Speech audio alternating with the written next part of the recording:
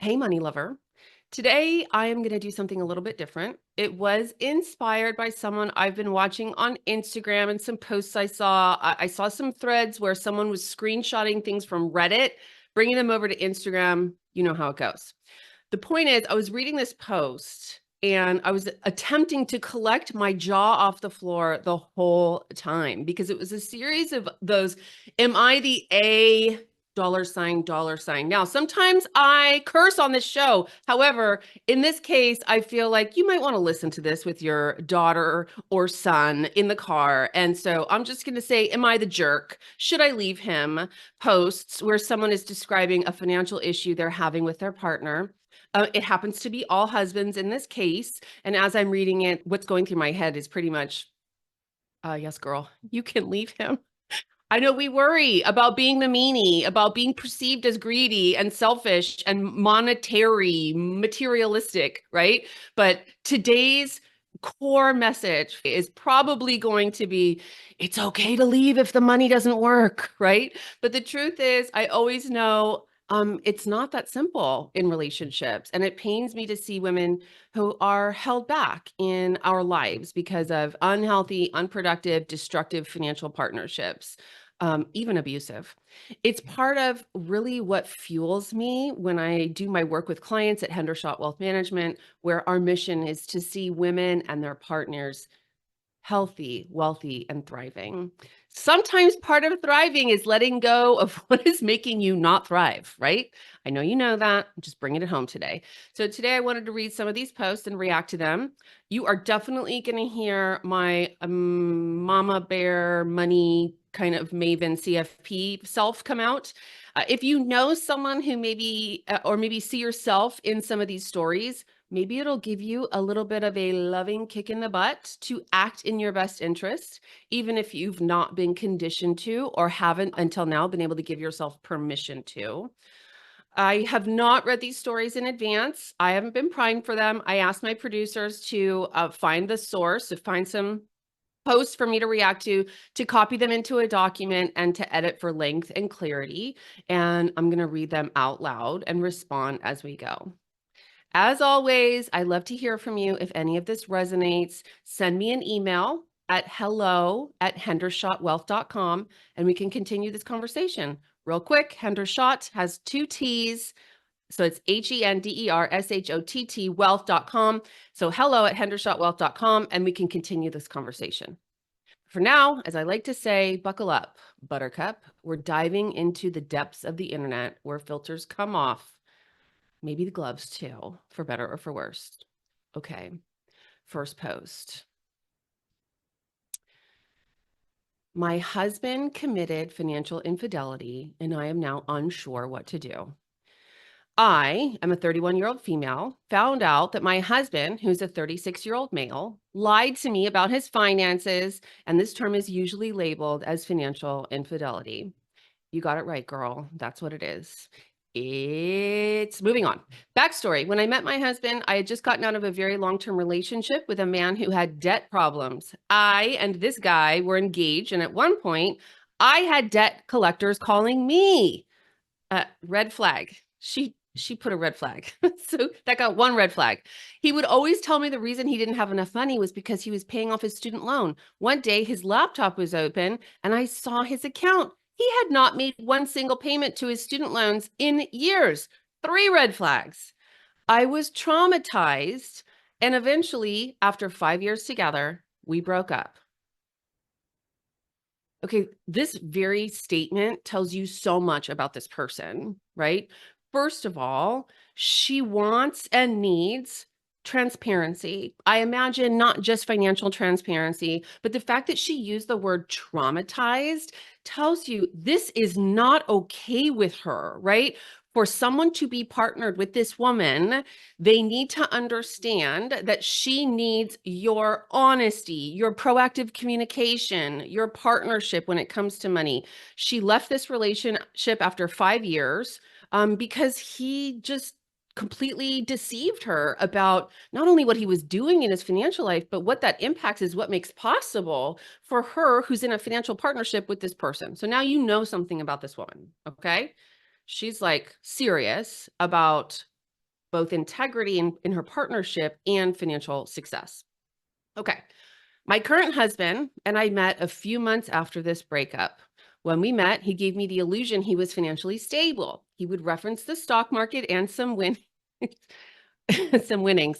Girl, they always reference their winnings. They never tell you about their losers. I've said this before on this show. Oh, it's so good to have this reinforced. Yes. Anytime a man tells you about his stock market prowess, ask him about his losers. If he is not honest with you that he's had some, that's a red flag. Okay. He had a good job, his own place. And the first time he came to my place, he brought me mountains of home things and groceries unprovoked. Home things. That must be like decor. So he gives gifts. On our first few dates, they were activity dates, and he always bought me the necessary items, ski gear for ski trips and etc. Okay, that's no low-cost item. Hey, that's nice. It's nice. Nice to be dating someone who provides like that. Anyway, I was definitely under the illusion he was financially stable, and so am I. And this is very much something I was looking for. His home and car were modest. That's okay. I mean, maybe he's the millionaire next door.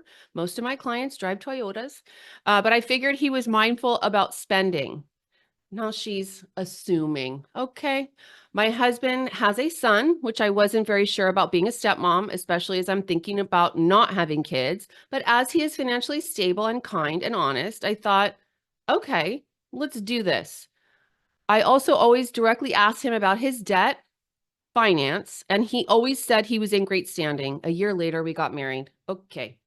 This is our first misstep. Yes, good intention. She has good intentions. She's paying attention. She's intuiting things about his financial life. He's giving gifts. He has a modest car, which you can assume means he saves a lot and spends a little, but it could mean other things. And what I really want from you, money lover, and my first piece of advice for this woman is yes to, making a mental snapshot of his portfolio, his financial situation. But at some point during the dating process, you're going to ask to see the documents. You want to see the statements. You want to see the debts. You want to see the up-to-date net worth. You want to see what his house is worth, how big the mortgage is, what the rate is. You want to see if he has credit card debt. And I know that this is not ordinary. No, it's not. It's not totally out of the realm. A lot of people are getting more serious about their finances, but it may be that you start dating someone who feels timid about sharing that information, or kind of worse. Sorry, it is worse if they think it's private. Ultimately, if you're in a romantic relationship with someone that could head to marriage, that could lead to marriage, that is leading to a financial partnership. Marriage is a financial partnership. The money is real. You got to really get real with actually what's so, like the reality of the matter. And you can like push people little degrees toward this outcome. You can say in the first 2 months of your dating, yeah, at some point, I'll definitely show you my financial picture. I assume you'll show me yours. They'll say whatever they'll say, but now you've put your expectation out there, right? Now you can deal with what might be in between you and that person and seeing all of their financial statements. And you can sort of, like I said, inch them toward that. Well, 6 or 9 months, something like that. But yeah, we definitely want to do financial transparency. That whole hiding what's in your bank accounts, that's so like 1980. We're not doing that, right? And you just let them know what your expectation is. You're a clearing. You're going to be the space inside which financial transparency shows up. All right. Getting back to the original post. So now she's married this second guy. Marriage has been up and down, some good moments, some not so good. Early on, I found him to be critical, very tight about money, would easily get in a bad mood. Now, 3 years later, I find that my husband is actually in massive debt of close to $100,000. It was even more when we got married, and I'm starting to connect the dots. His mood swings, him always being money conscious during our marriage, all the lies. Yep. And here's where this woman's real, and I have it too, need for transparency and truth telling comes up. This is not going to be good for her. She does not like being lied to. She is not someone who's easily going to get over this. When he finally came clean after I saw some forms, he told me he was so worried about me leaving him, that he loves me, and then he thought he could pay it off and everything would be fine. Okay, that could be a vulnerable and honest and authentic communication. And it could also be narcissism, like complete deception. Ladies, this is back to the original poster. She says, ladies, I am feeling deceived in all caps. I do love and care for my husband, but I would never have moved forward with marriage if I knew there was this massive debt, not without at least talking about his financial plan. And see, now you're getting into the real darkness of lying to someone about something that's really core to who you are and impacts them in the future is if they make permanent decisions for their lives to spend time with you, to get engaged to you, to get married to you, you're kind of stealing time. It's really diabolical. I feel silly for not insisting or reviewing paperwork, but now is not the time for that. I need to think about my next action. She's a practical gal.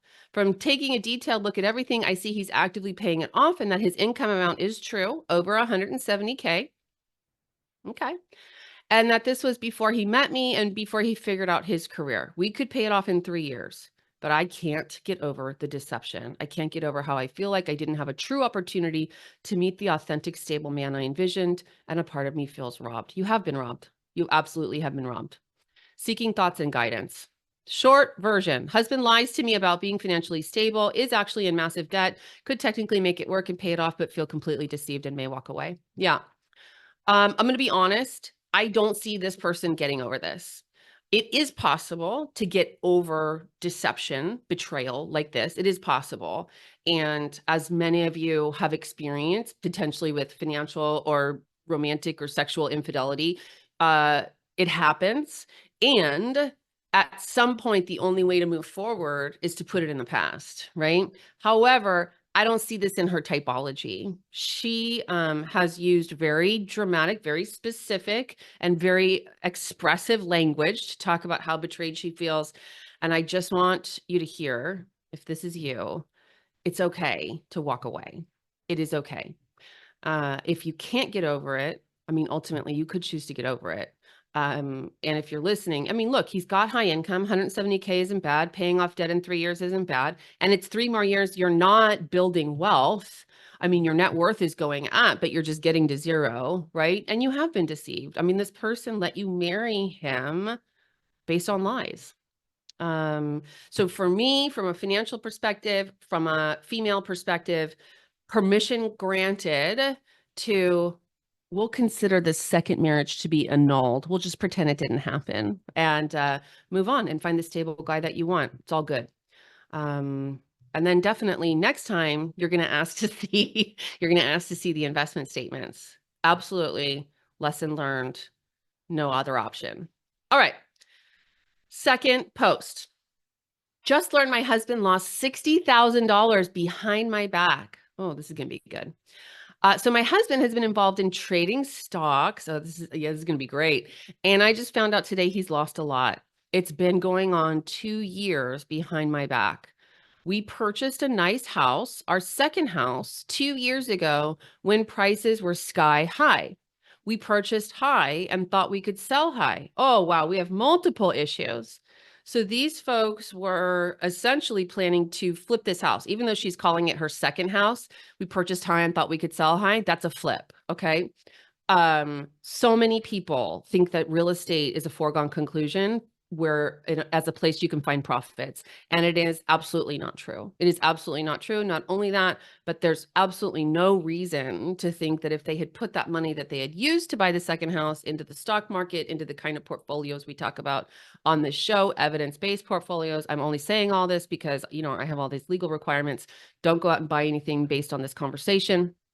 In other words, if you consider that opportunity cost, in all likelihood, the stock market investment would have done better. So we purchased high and thought we could sell high. Again, it's sort of pipe dreams, but like hope springs eternal when it comes to real estate. While trying to sell, though, interest rates increased. There you go. Housing prices dropped quickly, and suddenly we got a lot less for our old house than expected, around $200,000 less. I'm so sorry. When we thought we'd get more, the plan was for me to not work and he would pay for our expenses using his single income. It just didn't happen. And so I agreed to start a home daycare business to make ends meet. Okay, so she's going back to work to make up for the real estate loss. It took a few months for me to get clients, but eventually I did, and I've been making up the difference and more on top of that in savings. We have one 2-year-old child together, and with the savings I worked out, we could have a second child soon and have enough for me to be off a year. So not working while raising her children is important to this person. You can see her chasing it, trying to make it happen. Unfortunately, the real estate strategy was a bad one, but then she went to work. I get it. She's just like running the treadmill. Well, it turns out my husband didn't trust that I would make the money, and he turned to taking out 0% interest loans to do high risk trading behind my back. Oh my goodness. Oh, what is wrong with people? Well, I've been making around 60K a year in my new business. He just told me he lost 60K. It feels like my last year of work has been for nothing. It has been for nothing. You've been working for free. Not only that, if you make 60K, I mean, I'm assuming that's gross revenues. You make less than that in net income after expenses. And he lost 60K, but you had to earn more than 60K to put 60K in the market because you have to pay either ordinary income or capital gains taxes on it to put it in an account. So it's bad. The sitch is bad. I mean, for those of you listening to this show, who listen to this show continuously, I talk about money operating systems. You can tell these two people have very different money operating systems, right? And, his is something, I don't know exactly what it is. I mean, I haven't heard him talk about money, but it's some like money scarcity, and there's some lack of sophistication about it. And I don't mean that as a value judgment, but taking 0% interest rate loans to trade in the stock market it's crazy. It's just very basic. You don't do that once you have some financial sophistication.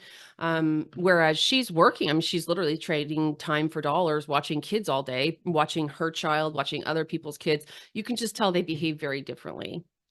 To tie that money operating system narrative up, we don't have a skill set of talking through our money operating systems and even being willing to release some of the destructive or non-functional conversations, strongly held beliefs from our past as we get into a marriage, which would be productive.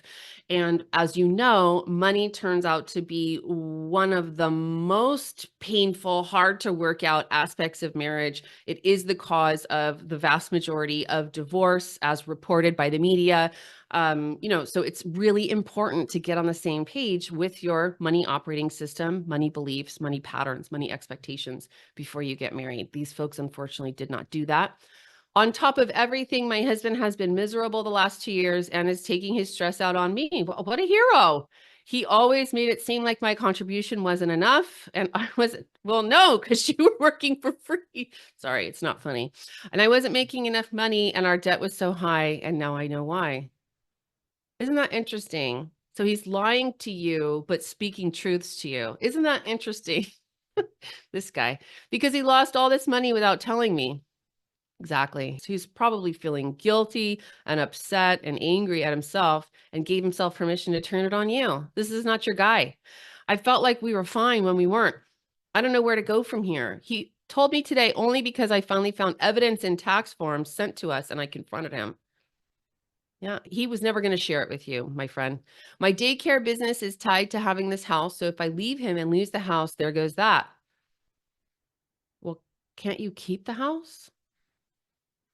I mean, in a divorce, most things get split evenly. So probably you could keep the house. If you're the one working, probably you could work it out to keep the house. I have worked so hard and I love what I do. I don't want to lose my business. I also don't want to break up my family.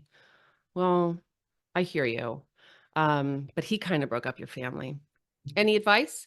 I feel very caught off guard by all this and obviously very hurt that he lied to me. Thanks. Yeah, I would feel hurt too. You deserve to feel hurt. And it sounds like you're at the very beginning of creating your adult life, right?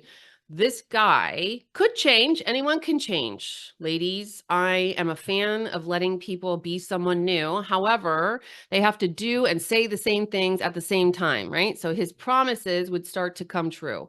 My hunch is this person is not interested in up leveling with you, and you have my full permission to, instead of being his wife, become his co-parent. I hope you can keep the house and keep your business.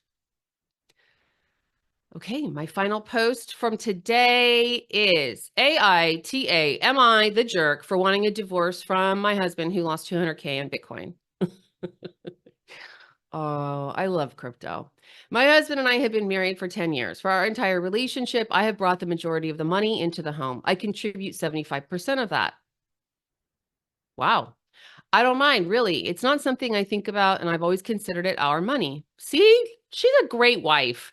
Our country, Switzerland, is really expensive, and I grew up in not a large city and rather poor. When I had the chance to go to university, I studied hard, learned 3 languages, got 2 degrees, and was able to secure a good position in finance. She's a great wife. Hold on to this one. Years later, I make a very good salary, and we don't have to worry about money. Somehow I think money worry is coming. We decided that my husband would handle all the money and finances for the home. Oh god. I feel like I just got punched in the gut. Why? No, I don't handle all the money and finances? No, no, no. No, no, no. I would check on the accounts every once in a while. I'm hoping every once in a while is every 4 weeks or something at minimum, but I haven't been checking regularly. Here we go. A few weeks ago, I was thinking about buying a Tesla Model 3 since it's recently come to our country and I've fancied it for some time. Glad I got some European language in there. She fancied it. I played with the numbers, and while figuring out if I can afford it or not, I realized there's a weird mistake in our accounts. There was over 300. I have to be totally honest with you. I have forgotten what the acronym CHF stands for. Anyway, it's the Swiss franc. And if my math is correct, that's about 350,000 US dollars. So she's got $350,000 missing. When my husband got home, I showed him the accounts. After some pushing, he admitted that he purchased $300,000 in cryptocurrency in 2018, and it's now only worth 100K. So he stole from you. He stole from you. You bring in 3/4 of the money. He said, let me manage the money, and then I'm going to take it without your permission, and I'm going to do something super gambly with it. And he lost $200,000, which is really more like 230,000 US dollars.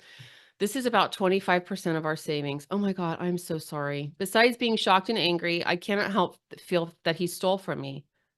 Isn't it interesting? She says, I can't help but feel that he stole from me. He stole from you. He did steal from you. He stole. He put his hands in the cookie jar and stole the money. He lied to you about, or he didn't tell you what he was going to do with it. That's stealing. You may experience being stolen from. You have my permission. He put money into something stupid without talking to me, and then he tried to hide it. I was thinking about this for a week, and I talked to my friends and family about it. I wish I could have been a fly on the wall for those conversations.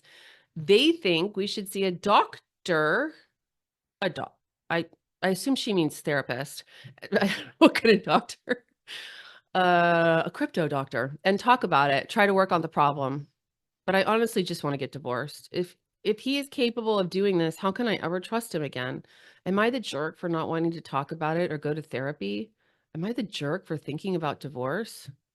Um, no. You know, I feel like my summary for both all 3 of these posts has been, "It's okay to leave." This one seems the most certain. You can tell. This woman has had her nose to the grindstone for decades. She's been serious about getting rich slowly, and, by slowly, I mean, like, the conservative, plodding, hard work way, right? She's not out starting 3 internet companies and trying to do multi-million dollar launches. She's working hard. Not that there's anything wrong with that, okay? But I'm saying she's working hard and plotting. It's a consistent, slow roll for her, and she's very serious about it. And what she's discovered about her husband is that he's not that. I mean, what was he thinking? Who must she be for him that he would do that for her, right?